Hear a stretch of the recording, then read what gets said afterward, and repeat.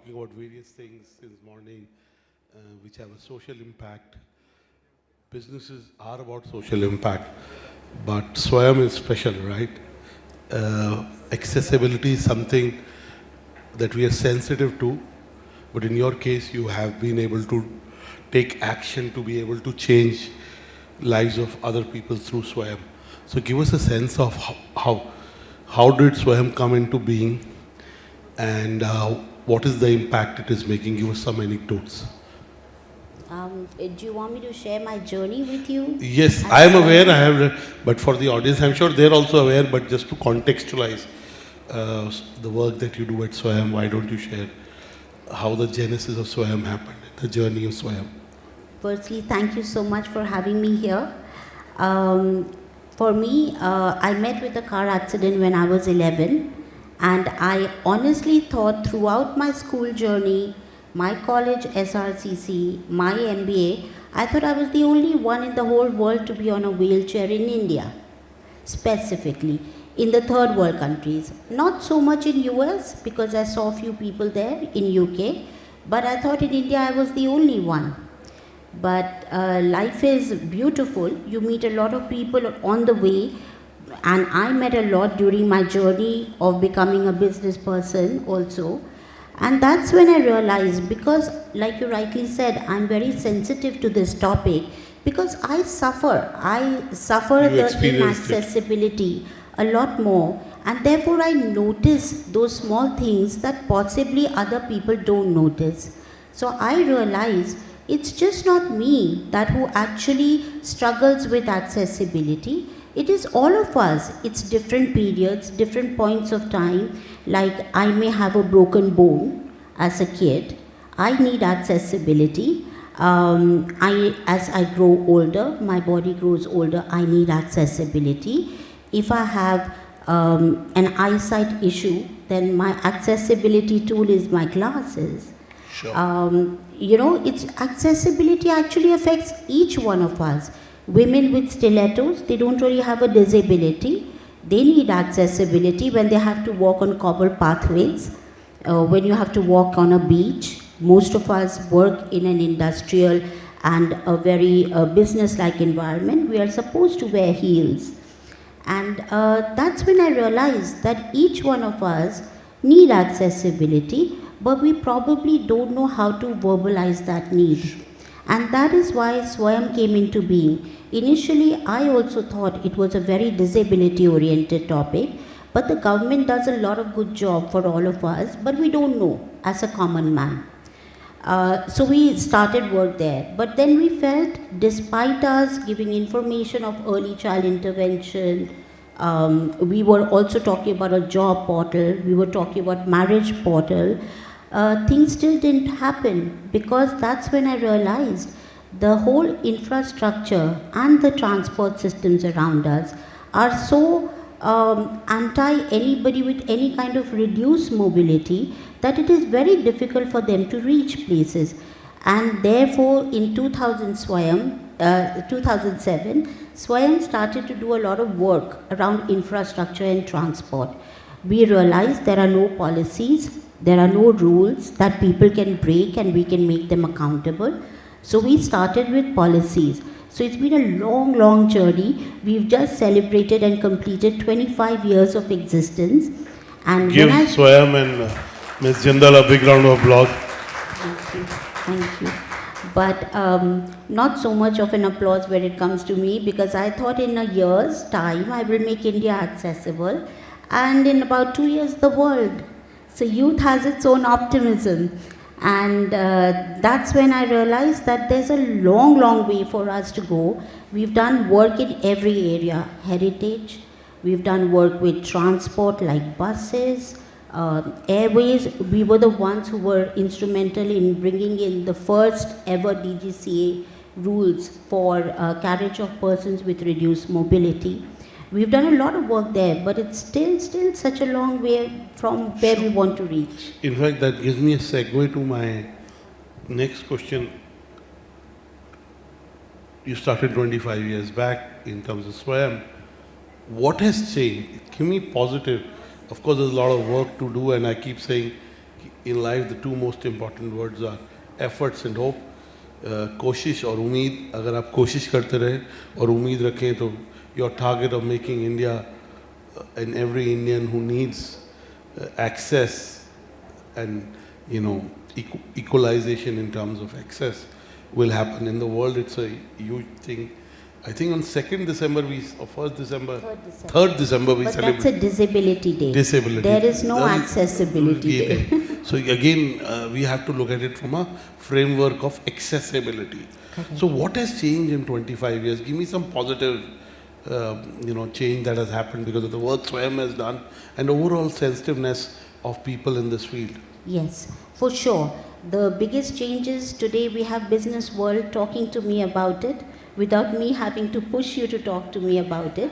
There Absolutely. are so many people out Absolutely. here that are listening to me today. And kudos to Devika for curating this India agenda. Thank and you, today the whole Devika. agenda has been brought in. People like we have Dr. Deepika Narayan Bhardwaj. She talks about men's rights, what she is doing in the men's rights domain. Wonderful. Today you are talking of accessibility. So would love to hear some of the inputs that you are giving on the change that has happened. So people are becoming more aware of this topic. I really feel that awareness is the biggest culprit here. We all go through it, we don't realize it till it's hit us. And sometimes it might hit us when we are no longer in a position of power. And that's what people are realizing about it and they're talking about it. Accessibility was always kept under disability. It's not disability. It's it's not understood well. Accessibility is something that we all need. If we look at the pedestrian pathways around us, you'd realize that after every 7 steps, you either have to go down, go up, something is missing. I don't know how many of you remember as kids going and getting doodh ka packet without having to take out your car. Can we really do it? No. Can we teach our children how to ride bicycle? No. We can't do any of it because things are not accessible. Sure. Slowly, I think the whole consciousness is rising about not being caged in golden cages. COVID has taught us that no amount of internet replaces real friends, going out, meeting people, getting out there, moving around. COVID taught us that. So we are the generation that has become more woke after COVID to understand the difficulties of people who are now supposed to be in their houses, probably only in their rooms for the rest of their lives. And longevity of all of us living to a near 70 or an 80 is making it even more exacerbated than what it should really be. Absolutely. I keep saying, Ms. Jindal, that the more the value of internet grows, technology, our assimilation of technology, the more the value of human touch. We could have done this through Zoom. You've made the effort to come all the way from, and we're sitting across doing it. Look at in the hospitality domain, look at in the concert economy, look at in the number of conferences. So I think in every domain, what you're saying can be experienced and felt. One of the things is how we design our buildings.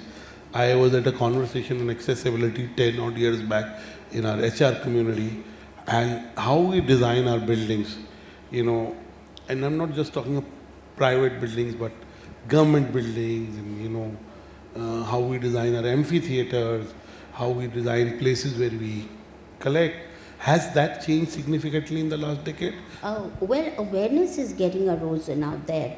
But still, I would not say really that a lot of things are changing even now, because there are a lot of architects who actually don't know how to make things accessible.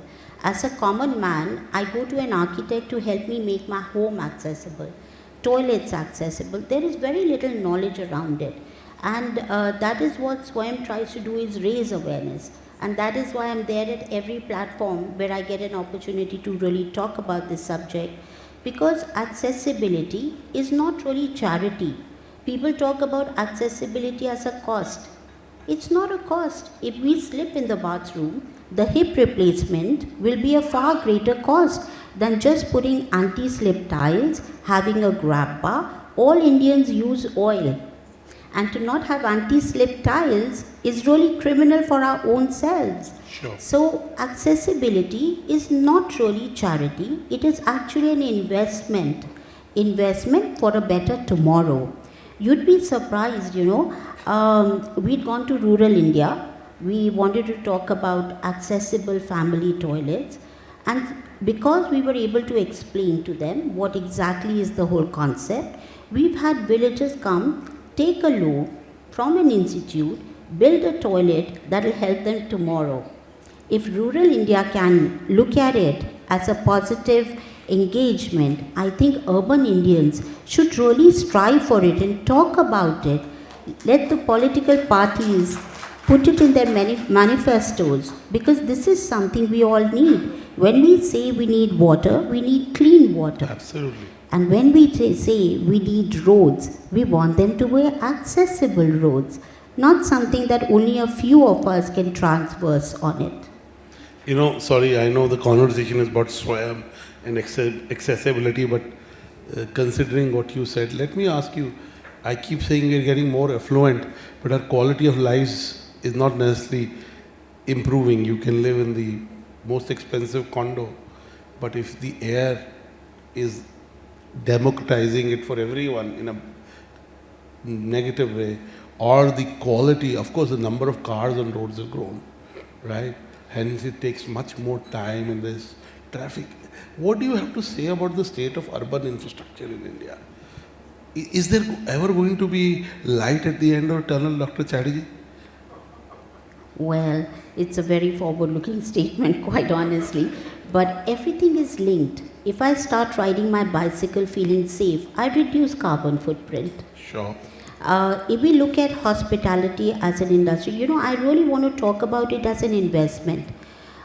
We worked with ASI, and in 2008 we made Qutub accessible. ASI, I'm sure it means the Archaeological Survey of India. Of course, I got it.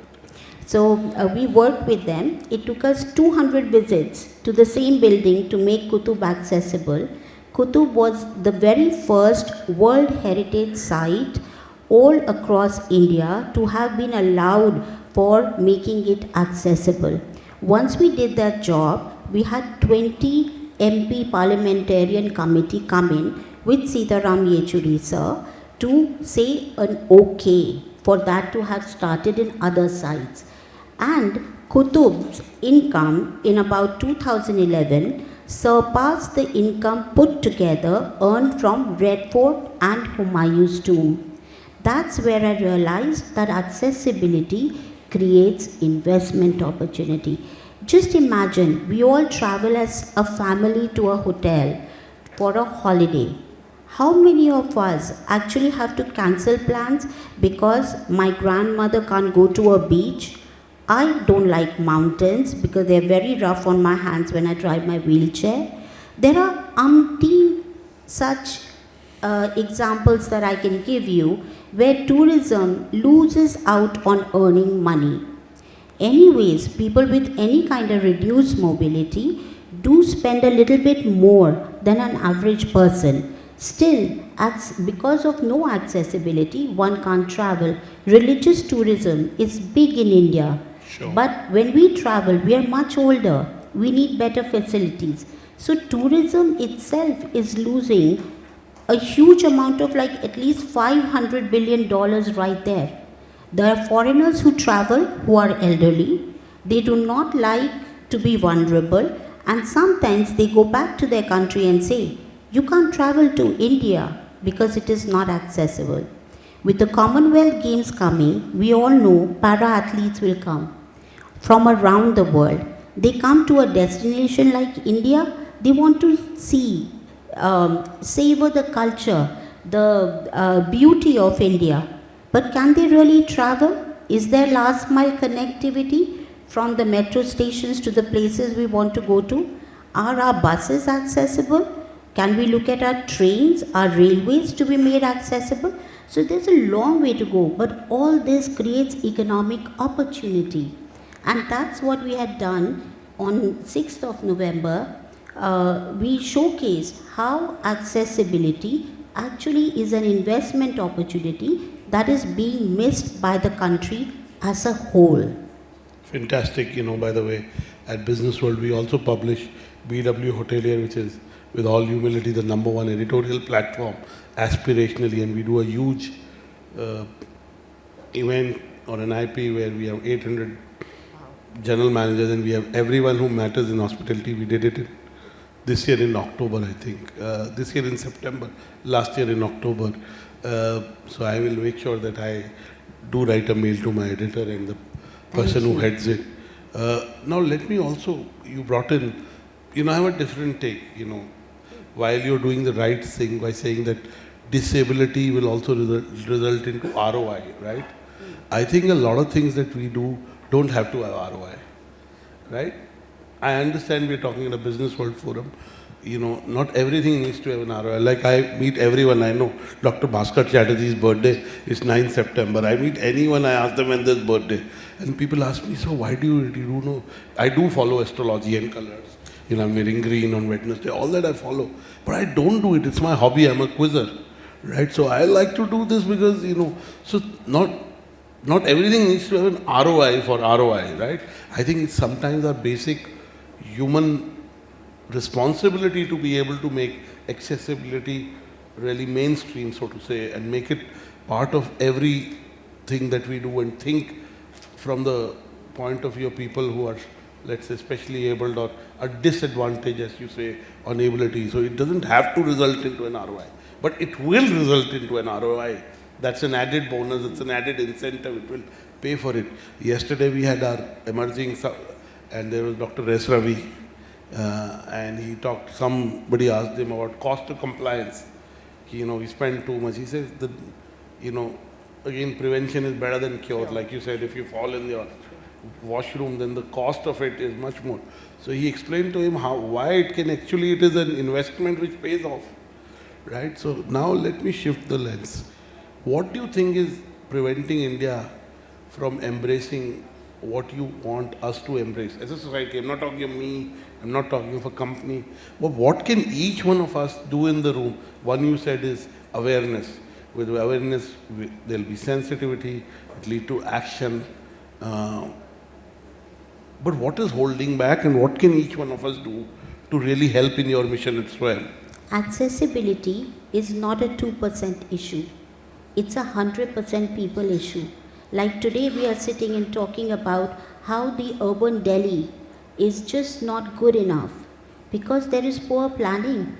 Accessibility is that part of planning that one can't miss. Accessibility is a topic that affects disability, but it is not equal to disability. Sure. Accessibility affects each one of us at different points of our lives. And therefore, when it carries an ROI, we are looking at a business forum, we are talking to business people, business community. I don't understand anything if it does not make business sense. Beautiful. This one does make business sense, and nobody has free time and free money. And therefore, this is a topic where I really mean it, we're leaving money on the table. If even 5 hoteliers decide to make their hotels as per universal standard, now don't mess with the universal design. Sure. If we do that, they will see the benefit of it all happening in their maybe 2 to 3 years. I'm counting to 2030. That's when the Commonwealth Games happen. I'm going to write a piece on this. I'm going to do research, and I'm going to write a piece because, our services contribution to GDP is huge. And if really we want to get to what we want to get to in terms of good GDP growth, it will come from services. Of course, we are ramping up manufacturing in the last decade or so. We've tried to catch up on what we missed out. And in that, I keep saying, I'm myself, the moment this conference finishes, I'll go to a temple, I'm myself a big, I go to lots of religious places. And I feel that if we can just, this is a big angle you brought in, if we can just popularize them, bring them top of mind. I mean, there's some that like Tirupati or now Ayodhya, but there are so many places of cultural, historical and religious significance. If we can just bring that to people's knowledge, I mean, there is so much tourism to be tapped. Now you added another angle. So I'm glad you added, and I understand where you're coming from. But my view is that in some cases, it is we pay taxes, we should get it. Absolutely. It's just that we don't know we need it, so we don't demand it. Sure. What you don't demand, you never get. Yeah. So one, you talked about hospitality. Give us some, and you talked about urban infrastructure in general. Give us other examples. How can organizations intertwine the mission of SWAYAM and accessibility in their strategic way of doing business? Like today, ESG and sustainability over the last decade has become real. I mean, I was with somebody from Dubai. She was just telling me that last 2 days, the kind of rains that happened in Dubai, and we know what happened in Yes, last year, last year. right? So clearly, climate change, you don't have to be an expert to know that climate change is a reality. Though Donald Trump says it's a hoax, but maybe he knows something that we don't. But what can each one of us do to make accessibility our mission, or at least contribute something to it?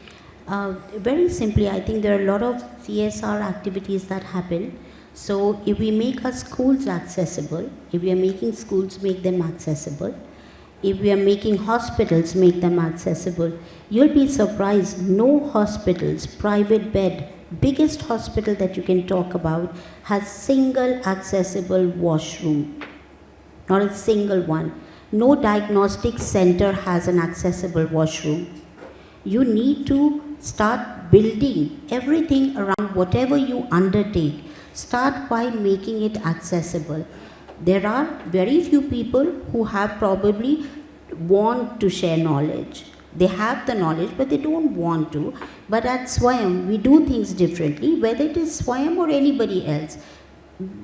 Do a little research. Do make things accessible, because that is the best service you can give to anybody. Giving education, giving healthcare has always been in our DNAs to look upon it as a non-ROI activity. Although I'm not against the ROI activity, if we make things accessible wherever we go, whatever we do, we would love to join hands with Swayam and make the world a better, more accessible place for Good, each one of that's us. I'm glad we are having this conversation. I want to ask you my last question. If we met you 12 months from now, what would have Swayam achieved in the next 12 months? What we've already achieved, we are very strongly intertwined with sports, and we had the first disability cricket happen at the Lords in London, and we won that match. And there were multiple disabilities. So we did that. We also did a few toilets in rural India, and I'm very, very proud of that topic, because I think in rural India, if they can talk about sanitation that's accessible, it gives me hope that everybody, whether you're educated or not, you understand, you feel accessibility, you just don't know it's called accessibility. We did our 25-year celebration, and we've engaged a lot more with the journalists. And quite honestly, I was thinking of doing a training program with journalists so they are able to understand what is accessible, what is not on their own. We want to provide them with that knowledge and the tool that comes with it so that they can themselves decide whether a thing is accessible or not. So it will help all the people who are writing about hotels, hospitals, or anything that the journalists write about to look at. I acquired Business World 11 plus years back. With all humility, I was able to, with God's grace and my parents' blessing, able to build another organization called Exchange for Media, which is the #1 website for advertising, marketing, and media people. We do our annual news broadcast awards.